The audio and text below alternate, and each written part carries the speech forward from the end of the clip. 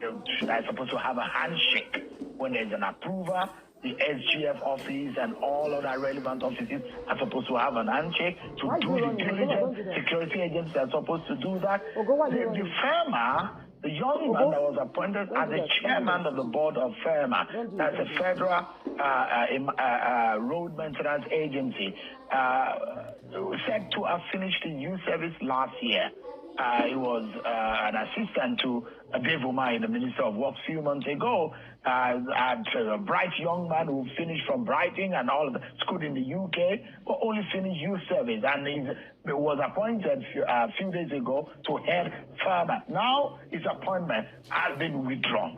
There are a lot of people who have raised their fears about appointing such a young person because of his experience as a chair of a board.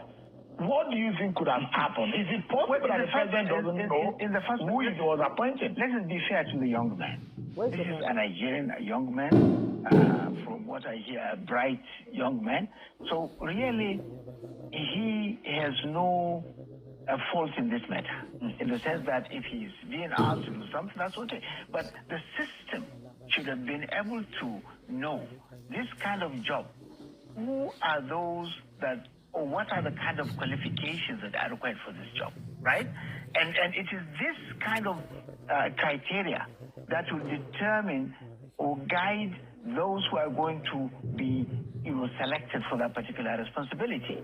So I can see clearly things have gone wrong. You are talking about the coordination and the synergy between the office of the Secretary to Government, the office of the security, and all the rest of it.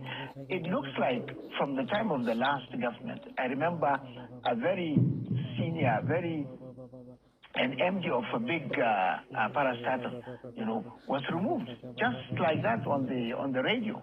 And I called him. I heard this. Is it true? He said he also heard it. So I called the Secretary of Government then.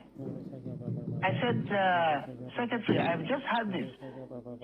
For what I know is that you were the one who signed his letter of appointment.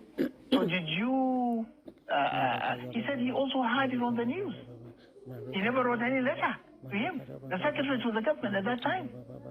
So it looks to me that the current president has inherited the terrible system and is not improving on it. And this is why everything seems to be going down the drain. If you are the president, this kind of thing is happening, Dr. Bugajo, who would you hold responsible? Let me tell you first, if I was the president, this thing will not even happen, June. It will not even happen. If it should, anybody who is involved will be fired straight away. But who should be your go-to man? Who should be your gatekeeper? This I know if they don't change the system, it's the Secretary to the Government, but the Secretary to the Government may not even know. He may not even know. So because I gave you an example of what happened. I called the Secretary of the Government then, and he said he has no idea.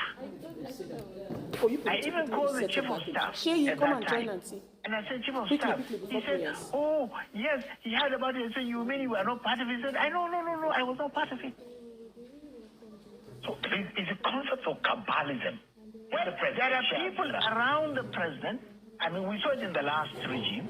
And it looks like it's a continuum, which is a very sad and tragic thing, that this thing called a few people, and without the knowledge of the officers that are responsible, will connive and collect money and do all manners of things, and then start appointing people or giving them letters. There was somebody in the last government who got one appointment from one particular, he got one appointment letter, and he got another letter sacking him. Of course, he dropped the one that sacked him and took the appointment, and then later on the other person, it's all very messy. And this is the problem of incompetence. If you do not prioritize knowledge and integrity in your appointment, that is exactly what you're going to get. This country will continue to suffer because all institutions will decay, they will not do their jobs, and of course, our image, even within the country, If you were the president, and I ask again, this kind of flip-flop, who should be losing their job today? Well, whoever is involved, I don't know. The question is, if I'm working closely with you, anybody if I'm your who has right-hand done that, man, anybody because before the president makes an approval, There should be someone who checks before the president gets it. Precisely. That's what I told you. The question is, in fact, who should be the president, right hand man? The checks are at about 3 levels. When I was in the presidency, I mean, usually the special advisors, this is part of their job. Now, when they do that, then it goes through the system. That is, the security will do their checks, the secretary to the government will do his check, and they depend upon who you are appointing. Sometimes the head of service also do his check if he has any record of the head of service. If he has been like through the service and he's been given a political appointment. So all those that are involved must do their check, and then they come back, and you now consult the political stakeholders, either people from the party, from that particular zone, or from that particular state. You have to clear with them, because maybe he has some issues, with them. You wouldn't want until after the appointment that they do a delegation, they come and complain. That it means that you are going to be entertaining complaints every now and then. Dr. Bukaji, because you will see as though there is a knee-jerk approach in all of these, instances, and it happened too many times.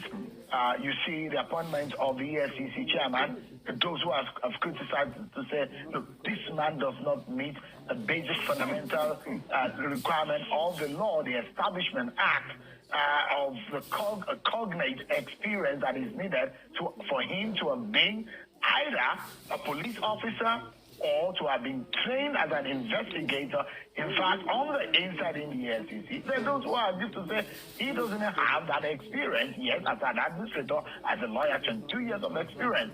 That came. So when he was appointed, there was a subsisting man from the same region of the country heading the ICPC. It took a Femi Falana who criticized it on channel television. The presidency afterwards had to remove.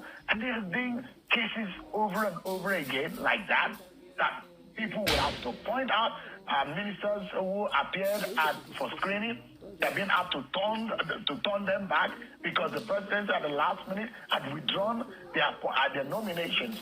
I mean, this kind of situation, is the president able to salvage this situation quickly? I don't know. I can't answer that question. He would be the one to answer. But I can tell you one thing.